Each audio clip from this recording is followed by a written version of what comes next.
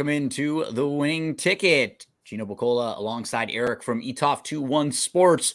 We've been off for a few weeks with the holidays, but now we are back on track. And Eric, we are ready for a perfect time in the world of sports. The NFL playoffs, super wild card weekend, playoff games on Saturday, Sunday, and Monday in the NFL coming up. And before we get into some of our best bets, I wanted to let all the folks out there know that there are actually some DRF NFL specials right now. They have some special promo and parlay wagers that you can play right now with a DRF Sportsbook account.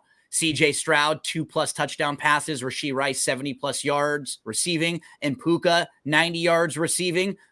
12 plus 1250 on that one. These are boosted, so you can check a lot of these out. There's the revenge game special.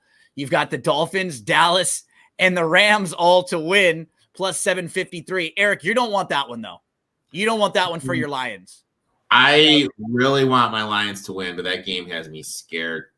I am very tight going into that game. I'm not going to lie.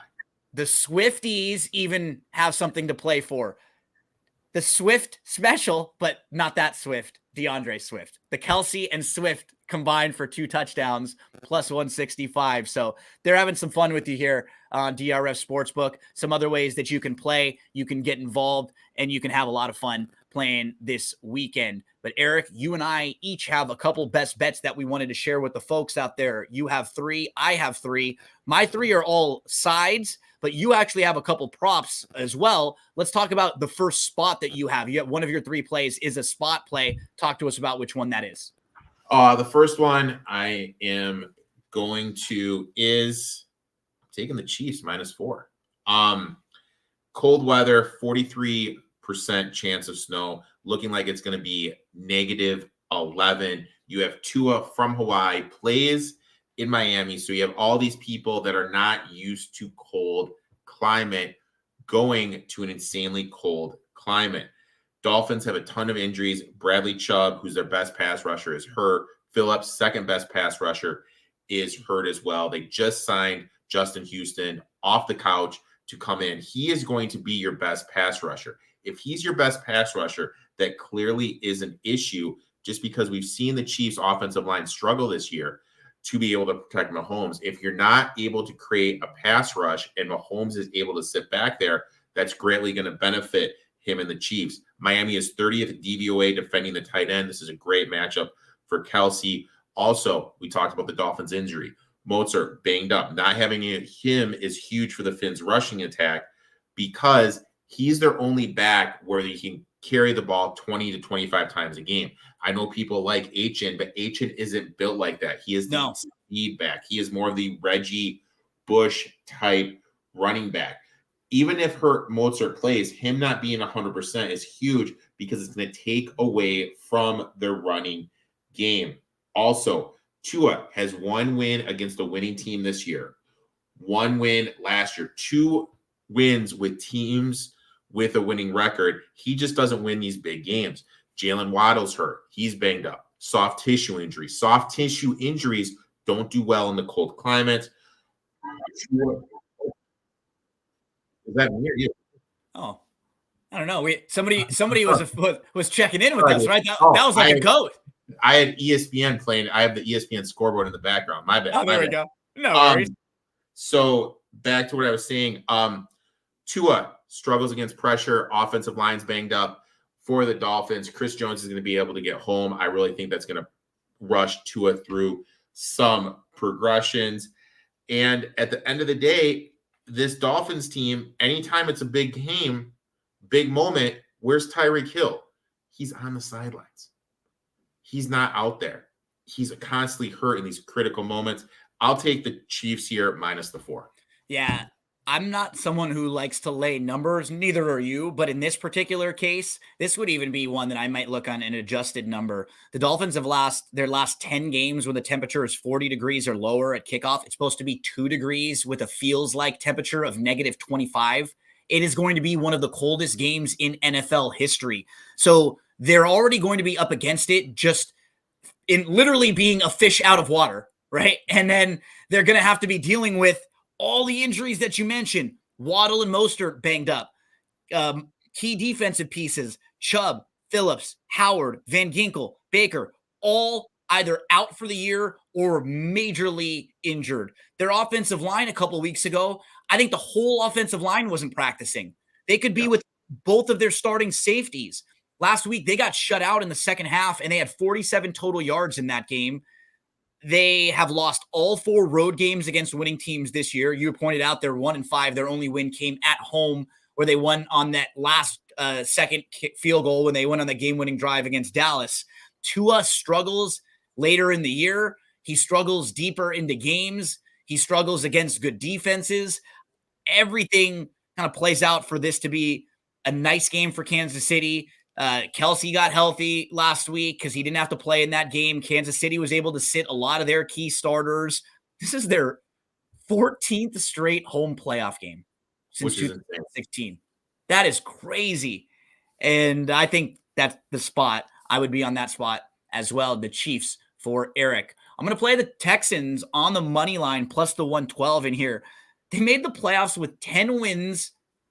It's the first time ever a rookie quarterback and a rookie head coach have combined to win a division. We've seen them make teams make playoffs, but we've never seen a rookie quarterback that's made 10 starts in a year and a rookie head coach win a division together. And we saw that this year. I love that this team was basically in a playoff game last week where they had to win against the Colts in order to get in. And then the Jags lost, so they were able to win the division there. Stroud with the game on the line, he goes 7 for 7, 82 yards for a go-ahead touchdown drive, and they end up winning the game there. And I like the way the defense has been playing lately. They're very good against the run, so they will try to shut you down running the ball. And you look at the Browns, they have not been running the ball very well this year. So even though the Texans are a little bit weaker defending the pass, it's a bit easier to defend a team when you know what they're going to do. Flacco is about to be 39 years old, and the story about Flacco and how well he's played, that's been a cool story. Flacco's last few times that we've seen him, he was not good. And some of that had to do with the situation he was in, but he wasn't even playing this well. This is like peak Joe Flacco right now. He's taking huge shots down the field, but he's also making a lot of bad decisions still. That's always been a thing for him. He takes lots of big swings. He has 8 interceptions and 4 fumbles in 5 starts. And they've been lucky because only one of those fumbles they've lost. So you end up losing another one, another 2. All of a sudden you feel a little bit different about this with Joe out there. They're 2-5-1 against the spread on the road this year, and they're 1-2 against the spread as a road favorite. And while the Browns defense is fantastic, I will not shortchange it at all levels. It's really, really good. It's solid. And their defensive coordinator, he's a fantastic defensive play caller, defensive scheme. All of that is good. But there are legitimate home road splits with their defense where they have been much, much better at home and not nearly as dominant on the road. I like what we've seen from the Texans here. This has just been a really fun story for them. I locked this one in on the money line at plus 112. I played it at plus 2.5 the other day in the game. The numbers come down a little bit to 2, so I'll swing on the money line here at plus 112. Anything you want to mention on this game, Eric? Crazy to think we could be talking about how Joe Flacco was favored over CJ Stroud going into the offseason. Right. What Stroud's able to do is absolutely insane. Because you were higher on him than some of the younger quarterbacks, but I don't think anybody thought, this quickly he would be this successful. I mean, he looks great. Obviously, their offense is playing lights out. Offensive coordinators putting people in a position to be successful. Nico Collins' breakout season. He's able to elevate people, and that's what you want in a quarterback. Yeah. And the Browns are pretty banged up. I mean, for as good as they've been, they're insanely banged up. And it just kind of seems that they're going to be due for a little bit of regression. Because the key spot that I'm looking at is that offensive line of the Browns that's already had to start. They've lost 3 different tackles to the year, to the season with injury this year. So they're down to their 4, way down the list of tackles. And if you think about Will Anderson and one thing that they've done well this year, they've been able to put a little bit of pressure on the quarterback. This could be a really nice spot for them And to also on the defensive side. Ryan is a great DC. He's going to be able to generate some stuff. And look, there was a reason, and I don't mean to be mean, there was a reason Flacco was out of the league. Yeah. You know, so we've and this year, I feel like more than ever, how many times this year have we seen a quarterback have about a 3 or 4 game stretch where they played really, really well? We saw it with Browning. We saw it with Tommy Cutlets. We saw it with Josh Dobbs. We saw it with a lot of these guys who came in. They would play well for a few games, but as you would always point out, there's a reason why they're not currently a starting caliber quarterback right now anymore. And I think we may see that with Flacco. Stroud, last note on this one before we move to your next play, Eric. Stroud is one of only 3 players in NFL history, not rookies, NFL history, all quarterbacks, to have more than 4,000 passing yards, more than 8 yards per attempt, and an interception rate of 1% or lower on 450 passes. Because those parameters hit all of the things that you want a good quarterback to do. Be able to take big shots down the field and still do it without turning the ball over a whole heck of a lot. And it's been unbelievable. The only 2 other guys in history to do that, Aaron Rodgers and Patrick Mahomes. That's fantastic company to be in. Great company. Let's go Texans on the money line. Eric, we're going to go to the Rams-Lions game for our next 2 plays. Yours is going to be a prop, and then I will lock. I could talk a little bit about the overall game first, and I'll hand the baton off to you. We can talk back and forth. I'm going Rams plus the 3. It was at 3.5 a little earlier. You may have been able to catch it there. If you did, power to you. If not, at 3, I'm still fine playing the Rams. If this ticked down to 2.5, though, I would stay off of it. At 3 and above, I jump in. This is the most interesting game of the week to me. I could see versions of this game where either team beat the other team by double digits. I think it's really that intriguing, but I do feel like we'll have a good, well-contested game in here. The Rams have been so good this year when they've had Stafford, Kupp, Nakua, and Kyren Williams healthy. And their defense has a couple good playmakers. They're not fantastic there, Eric, but they know what to do. And I think they will be able to attack the Lions a lot through the air here. And so do you with the prop that you have. 100%. This Lions, and don't get me wrong, look, I'm rocking the villain Lions hoodie, which I absolutely love. But at the end of the day, this Lions defense is a huge liability, especially in the passing game. Kupp runs 60% of his routes out of the slot. Lions gave up the 5th most yards to opposing slot wide receivers. Now, the other 40% of the time, he is going to be running outside. Lions gave up the 3rd most yards to receivers on the outside. So this Lions defense is absolutely putrid defending the wide receivers. Lions run a pass funnel. So that means everything is going to be open in the middle of the field. Hence why they give up so much to the slot. With what I mentioned, Kupp lining up 60% of the time. This is going to allow him to get some opportunities. Lions are 1 DVOA against the run. If the Rams can't run the ball, they're going to be behind the sticks. This is going to open up stuff in the pass. No, excuse me, force them to pass more. Also, Kupp, 12 games, 2nd in targets, 16% target share, averaging 7.9 targets per game. I absolutely love Cooper Kupp over 68.5 receiving yards. Kupp, I played the Rams, but you got to get that field goal at least. Search around. If you can find the 3.5 still out there, great.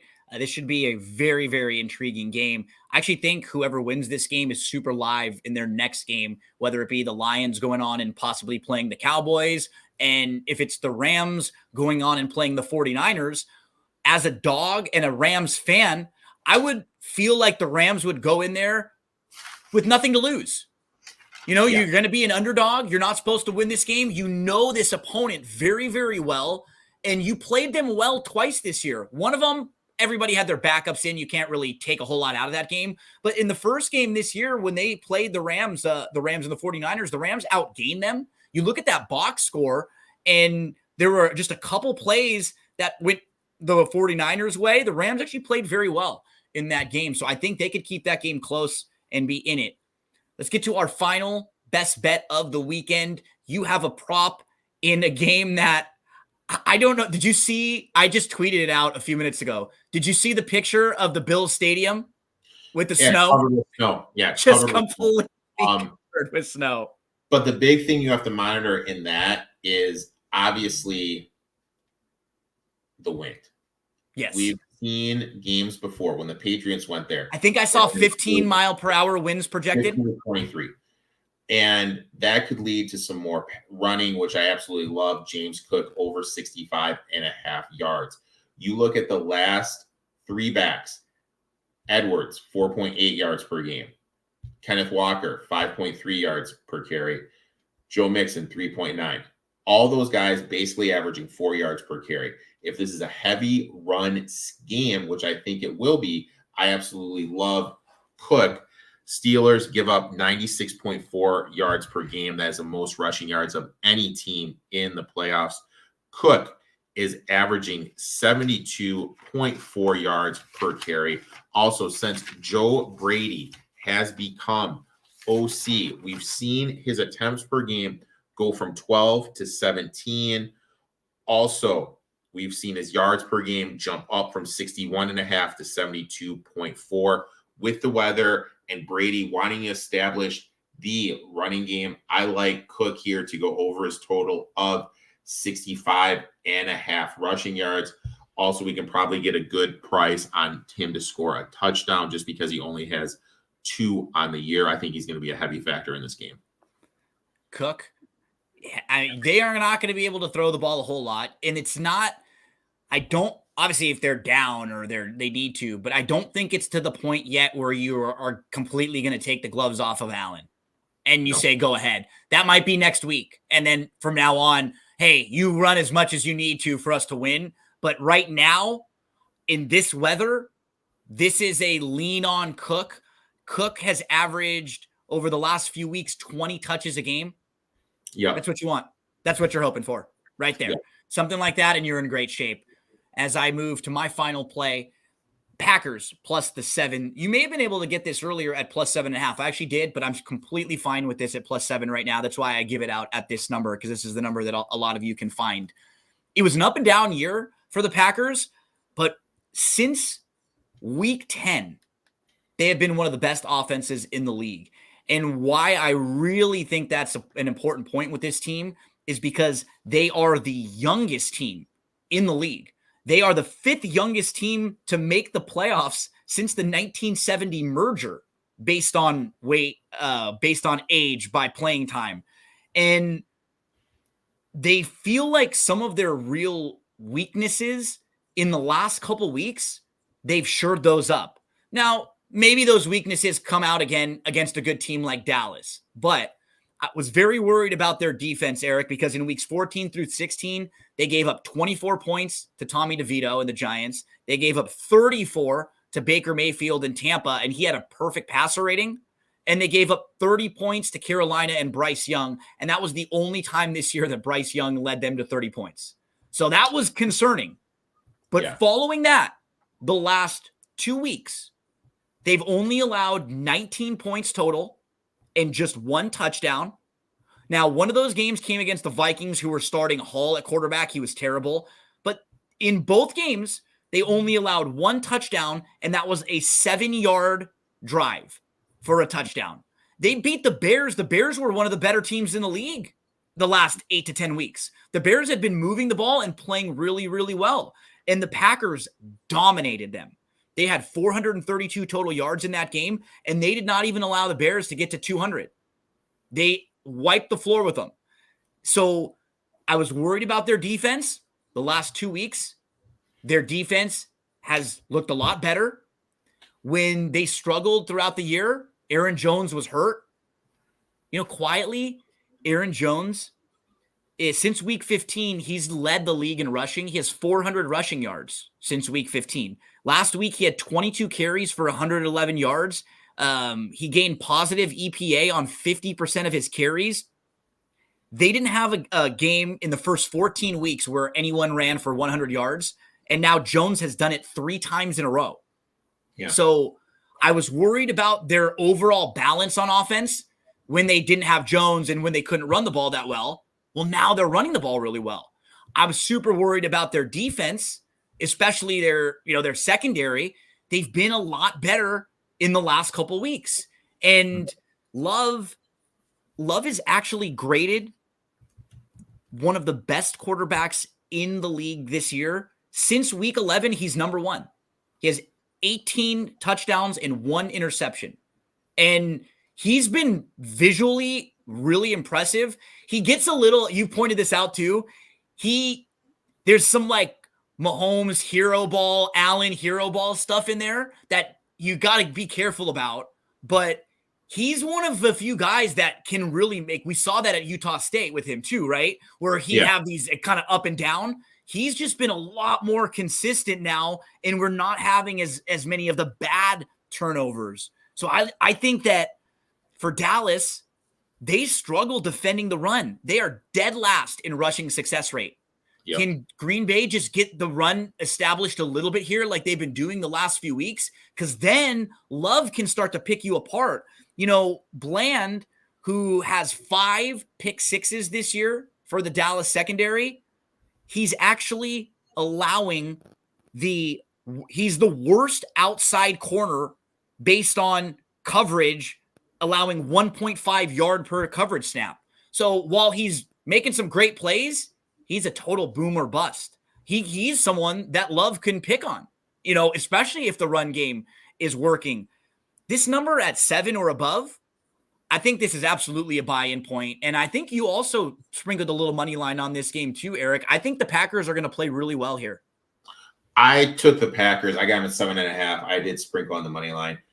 My thought process is this. Matt LaFleur is a better coach than McCarthy. He's going to be able to scheme and get those playmakers, Dobbs, Watson, Jalen Reed, their tight ends, Musgrave, into a Wicks, their other wide receiver that's playing well, into a position to be successful.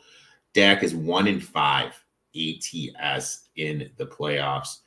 And the Cowboys can be run on. If the Packers decide to be physical up front and run the ball on them, I think they're going to have a hard time, the Cowboys, generating stops. Also, they like to create pressure. Love, with his insane football work, being able to roll to his right, is able to avoid pass rushes. I like the Packers here. I think they're very live. I bet the 7.5, and I sprinkled a little bit on the money line. So we're taking the Packers in a fun, super wild card weekend. 6 games over 3 days. We wish you all the best of luck. Remember, if you are in the state of Iowa, sign up for a DRF Sportsbook account. You can use the promo code flashing across the bottom of the screen right there. It'll give you a $300 deposit match bonus and a $50 bet credit when you sign up. So Jack Fitzpatrick has bumped up our promo code. He just sent me the new link, Eric. So I'll send it on over to you and anyone that's following along with me and Eric. We actually do lots of other content throughout the week. We'll always have links to that promo code. So if you're in the state of Iowa, if you know any friends or family members that are there, let them know that they can get a nice boost and a nice promo code bonus when they sign up for DRF Sportsbook and they use our promo code FAST300. Good luck, buddy. Fun weekend of football ahead. Thanks to all of you for hanging out with us. Friday, 6 o'clock p.m. Eastern time. The schedule was a little bit off for the holidays, but most weeks we will be here with you. We'll let you know next week as we head into the divisional round of the playoffs. Good luck, everyone, and hope you have a very successful and profitable weekend.